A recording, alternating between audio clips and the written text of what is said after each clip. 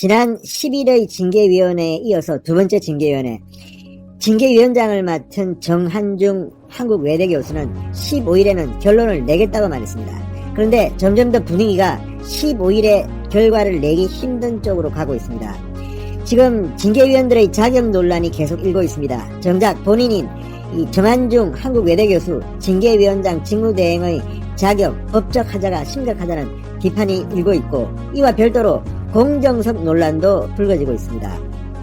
이런 가운데 신성식 이 대검 반부패 강력부장의 경우 지금 휴가를 내고 나타나지 않고 있습니다. 지금 KBS의 오보와 관련해서 이미 피의자 신분으로 확인되기 시작한 신성식 부장의 운명도 어떻게 될지 모릅니다. 이런 가운데 그동안 그렇게 말도 많고 무례했던 추미애 법무부 장관이 조용해졌다는 말을 듣고 있습니다. 반면 윤석열 총장은 과거부터 메시지를 낼 때 내지만 차분합니다. 자, 내일이 2차 징계위원회가 열립니다. 윤석열 총장과 추미애 장관은 지금 어떤 심정일까요? 그동안 이 징계위원회와 관련해서 사전 사패, 오전 오패라는 말을 듣고 있는 추미애 장관, 오늘 새벽 SNS에 글을 하나 올렸습니다. 그런데 왜 이런 글을 올렸는지 본인 입장에서는 그럴 수 있다고 봅니다. 그러나 그 내용을 보면 좀 이상합니다. 내가 검찰을 떠난 이유라는 한 여성 변호사의 책을 읽고 숨이 턱턱 막혔다. 또 브라질의 룰라 대통령 이야기 이런 걸 하면서 검찰이 대통령을 탄핵시키고 이런 이야기를 올렸습니다. 무슨 마음으로 올렸을까요? 상당히 콤에 몰리고 있다는 생각도 듭니다. 그리고 이걸 또 뒤집어서 이야기하면 브라질의 여성 대통령 이야기까지 하는데 본인이 대권력이 있다는 건지, 또 탄핵당했다는 이야기를 하는 걸 보면 문재인 대통령이 탄핵당할 거를 예상하는 건지, 아무튼 왜 이런 거를 징계위원회가 열리고 있는 와중에 갑자기 올렸는지.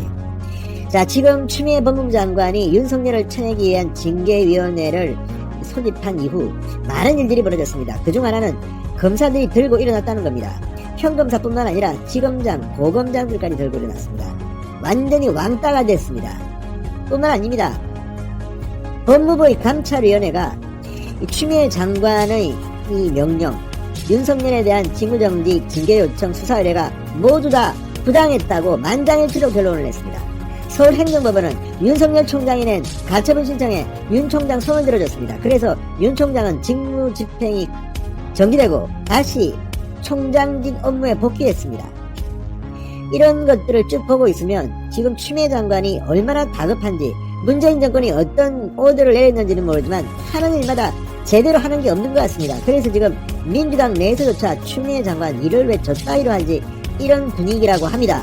그래서 지금 신임 이용구 법무부 장관한테 윤석열 징계를 맡기고 추미애 너는 좀 뒤에 빠져있으라, 이런 분위기도 감지된다는 언론 보도들이 나오고 있습니다. 자, 이게 맞는지는 모르겠습니다. 추미애 장관도 그렇게 간단한 사람은 아닙니다.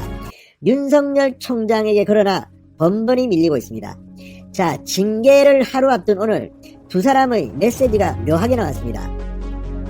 윤석열 총장은 평소의 그처럼 직접적으로 무슨 SNS에 글을 올리고 하지 않습니다. 그러나 카톡의 프로필 이미지를 바꾸면서 나름대로 메시지를 보냈습니다. 해밍웨이의 문구를 통해서 Be calm and strong, 그러니까 침착하고 조용하면서도 강하게, 강렬하게, 문재인 정권에 보내는 메시지가 아닌가 싶을 만큼 강렬한 메시지를 지금 보냈습니다. 반면 추미애 법무부 장관은 숨이 턱턱 막힌다, 이런 표현 일부 나옵니다. 지금 추미애 장관의 속마음을 표현한 것은 아닐까 싶습니다. 어쨌든 기싸움에서는 추미애 장관이 밀리고 있다는 생각을 지울 수가 없습니다. 진성호의 융단 폭격 시작합니다. 추미애 법무부 장관을 융단 폭격합니다.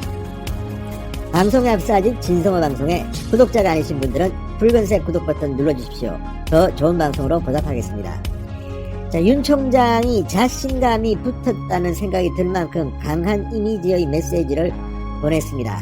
내일 징계위원회를 앞두고 쫄거나하지 않고 오히려 강하게 그리고 침착하게 맞서겠다는 의미로 읽힙니다. 자, 프로필 사진이 재밌습니다.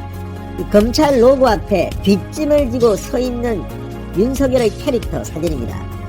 그리고 카카오톡 프로필에 Become Strong이라는 영어 문구를 적어 넣었습니다. 윤석열 바로 밑에 문구가 Become Strong입니다. 침착하고 조용하면서도 강렬하게 강하게 이런 뜻입니다. 자, 윤 총장의 지인들이 이야기한 바에 따르면 15일 자신에 대한 법무부의 2차 징계위원회를 앞두고 자신의 심경과 의지를 카카오톡 프로필란을 통해 윤 총장이 이렇게 밝혔다고 전했습니다. Become Strong은 미국 작가 어네스트 해밍웨이의 소설 노인과 바다에 나오는 문구라고 합니다. 바다에서 낚시로 큰 청새치를 잡으려고 며칠간 사투를 벌이던 노인이 포기하고 싶을 때마다 자신을 격려하고 위로할 때 한 대사라고 합니다. 지금 포기하고 싶은 마음이 있습니다. 윤석열 총장, 에이 더러워, 때리치고 나가야겠다. 그러나 지금 윤석열이 하는 것은 윤석열 개인이 천해지는 것을 의미하는 게 아닙니다. 민주주의를 위해서 직을 지켜야 하는 겁니다. 그 직을. 자, 그런 심정을 이 해밍웨이의 노인과 바다에 나오는 이 대사, 이 노인의 대사, 이 카멘 스트롱으로 대변한 게 아닌가 싶습니다. 윤 총장의 이 문구는 힘들다, 그러나 포기하지 않겠다, 추미애, 문재인 한번 붙어보자, 이런 뜻으로 해석할 만합니다. 자, 내일 재밌을 겁니다. 검사 징계위원회. 여기에 8명의 증인들이 불렀습니다. 이성윤 서울중앙지검장, 심재철 법무부 검찰국장, 한동수 대검 감찰부장, 정진웅 광주지검 사장검사, 이 사람들은 추미애 측 증인으로 보입니다. 이외에 윤석열 측 증인으로는 뉴욕 법무부 감찰관, 박영진 울산지검 부장검사, 손준성 대검 수사정보 담당관, 그리고 이정화 대전지검 검사 등입니다. 이 중에서 추미애 측 증인은 두세 사람이 안 나올 가능성이 높다고 언론들은 예측합니다. 왜 그럴까요?